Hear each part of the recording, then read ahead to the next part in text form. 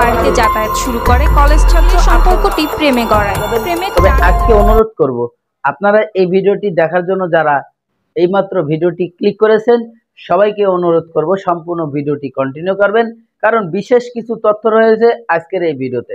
প্রিয় দর্শক, ভিডিও শুরু থেকে আপনারা শুনছিলেন যে আমার বেস্ট ফ্রেন্ড আসলে কি ঘটনা ঘটেছিল এবং তার হাতে কিন্তু একটি পোশাক সে দেখাচ্ছিল, একটা মেয়েদের পার্সোনাল পোশাক। এই পোশাকটি কিন্তু এই মেয়েরই, এবং এই মেয়েটি যেখানে দাঁড়িয়ে আছে সেই জায়গাটা হচ্ছে একটি ব্যাচেলার কেন্দ্র, অর্থাৎ ব্যাচেলারদের বাসা আবাসন স্থান। প্রিয় দর্শক, ওখানে প্রায় 15-16 জন ছেলেপেলে থাকে।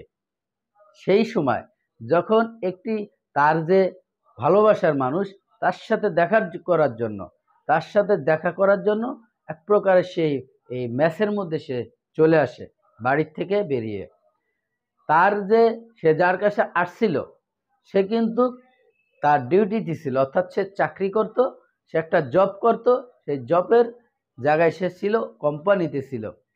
যখন সে তাকে এসে পেল না, তখন বাড়িওয়ালা এবং যে ভাড়াটিয়ারা ছিল তাকে বিভিন্ন ধরনের প্রশ্নবিদ্ধ করলো, এমন কিছু কথা বলল যেটা সে প্রশ্নের উত্তর ছিল না এবং দিতে চায় নাই।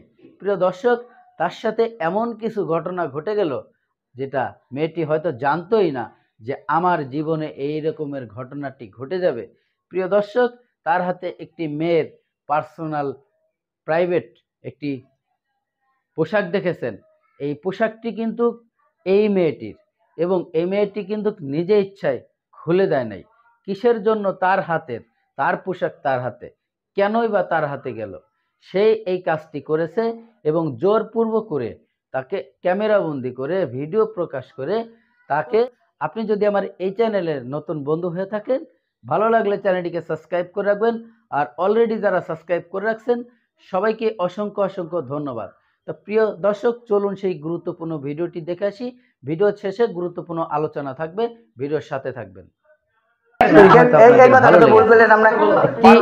ভালোবাসার মানুষকে খোঁজার জন্য সে যখন থাকতো, সে যে বাসায় থাকতো, সেই ম্যাচের মধ্যে ঢুকে যে ঘটনাটি হয়েছিল, আপনারা সেই বিস্তারিত সেই ভিডিওটি দেখেছেন। আশা করি আপনারা অনেক কিছুই বুঝতে পেরেছেন। ভালো লাগলে ভিডিওটি বন্ধুদের মাঝে শেয়ার করবেন। চ্যানেলে নতুন হলে ভিডিওটি